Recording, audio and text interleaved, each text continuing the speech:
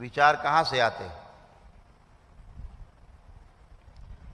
जैसे आने का मार्ग तो यही है, मेधस। मेधस के द्वारा विचार अस्तित्व से आरोपित होता है। हमने कोई एक रूप देखा, कोई चित्र देखा, कोई रूप देखा, उसको देखते ही विचार उत्पन्न होने लगते हैं।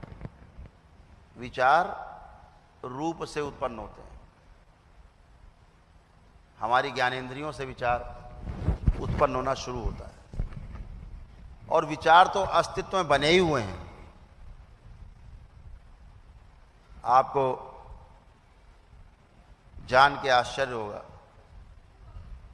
विचारों के बुलबुले, जितनी खाली जगह आपको धरती आसमान तक दिख रही, चारों ओर दिख रही है, यहां से लेकर सूरज चांद सितारे के बीच में जितनी भी खाली जगह आपको दिख रही है, ये सिर्फ और सिर्फ विचारों के बुलबुले हैं। हवा में बुलबुले हैं। आप जैसा रूप ध्यान करते हैं, उसी प्रकार के बुलबुले आपकी ओर आकर्षित होते हैं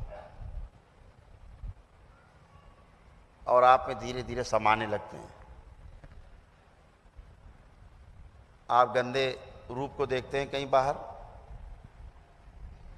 तो गंदे विचार आपकी ओर ट्रेवल करने लगते हैं,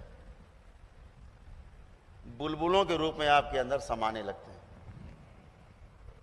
और उन गंदे विचारों का आप भंडार केंद्र बन जाते हैं।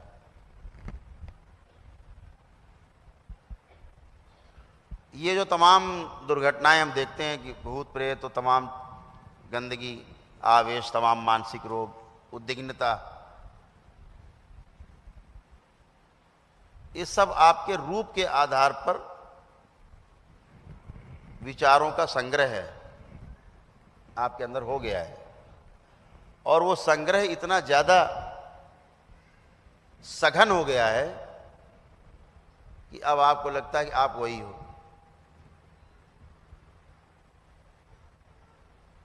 ये जो विचारों के बुलबुले हैं, जैसे ही आपने कोई रूप देखा, सपोज आपने सोचा कि एक घर बनाना है, तो घर कैसा हो, आंख बंद की और घर बनना चालू। घर इतना बड़ा हो, ऐसे कमरे हों, आरसीसी डलवाएंगे, 2 खंड का बन जाए, 3 का बन जाए, बन गया। आप देख रहे हो, बनते हुए देख रहे हो आप। फिर ऐसे कलर करेंगे, इसमें ऐसे टाइल लगवाएंगे, ऐसे बाथरूम होगा, ऐसे खिड़की होगी, ऐसे एसी लग जाएगा, पंखा ऐसे या कूलर ऐसे लगेगा, ऐसे पर्दे लगाएंगे, ऐसे ड्राइंग रूम बनाएंगे। ये कल्पना चल रही, बन रहा है।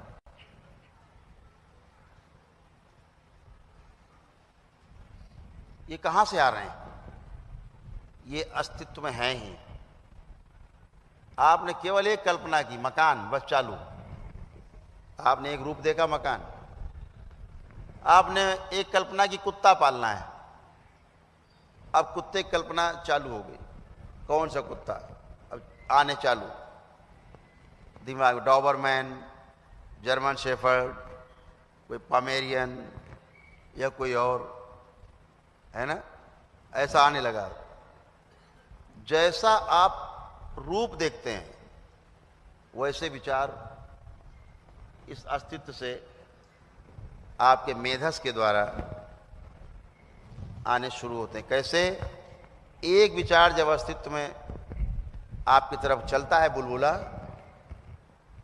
तो आपके मस्तिष्क में जो संग्रहित जल है, जिसमें आपका तैरता रहता है सिस्टम दिमाग का, ताकि झटके भी ना लगें, और उसके अंदर कंपन के आधार पर, देखा है वाली वो पहले मशीन आती थी, कंपन करके काम करती थी। बहुत पहले एक मशीन आती थी, वो जो टाइप करती थी अपने आप, कुछ बोलते थे वो, जो टेलीग्राम वगैरह आते थे। हाँ, ये पूरा संसार कंपन के द्वारा ही गतिमान है। अगर ये कंपन बंद हो जाए तो सृजन और विध्वंस दोनों बंद हो जाएंगे।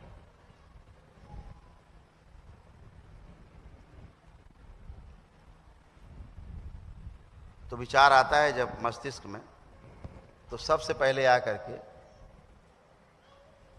हमारे जो यहाँ पे प्राणवायु है उससे आके एक रूपता बनाता है। ऐसे ऐसे नहीं टकराता, ऐसे एक रूपता बनाता है। हमारी प्राणवायु के साथ एक रूपता बनाता है और पहले से मौजूद अग्नि से टकराता है। और जैसे टकराता है तो वहां पर एक ध्वनि उत्पन्न होती, कंपन पैदा होता है जल में, विचारों का कंपन।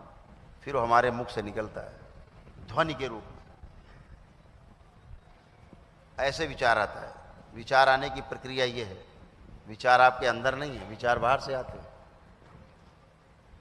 अंदर जल मौजूद है ना, जल में दो तत्व आपने सुने होंगे। तीसरा दरबार ने बताया आकाश तत्व भी होता है, अग्नि भी है उसमें, H2 अग्नि भी है, O ऑक्सीजन भी है उस जल में।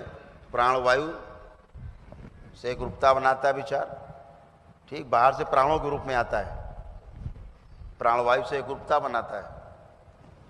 फिर अग्नि से टकराता है, जल में वायु और अग्नि दोनों हैं ही, एब्जॉर्ब करते हैं उसको, ध्वनि उत्पन्न होती टकराने के फलस्वरूप। तो ये जो विचार अंदर आता है वो अमूर्त होता है, अव्यक्त होता है, शब्दों के रूप में नहीं होता। शब्द तो जो आप भाषा जानते हो उसके द्वारा निकलेगा।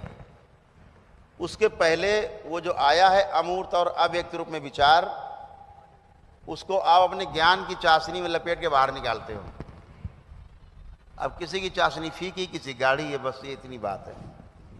विचार सब में आते हैं। तो जब आप देखना शुरू करते हो तो प्रकृति बहुत अद्भुत है, बहुत आनंद में निमग्न कर देने वाली है। जब आप इन क्रियाओं को होते हुए देखेंगे, कभी आपको मौका लगा और अपने शरीर के अंदर आप खुद चले गए, अपने शरीर के अंदर होती हुई क्रियाओं को देखेंगे, तो आपको आनंद ही आनंद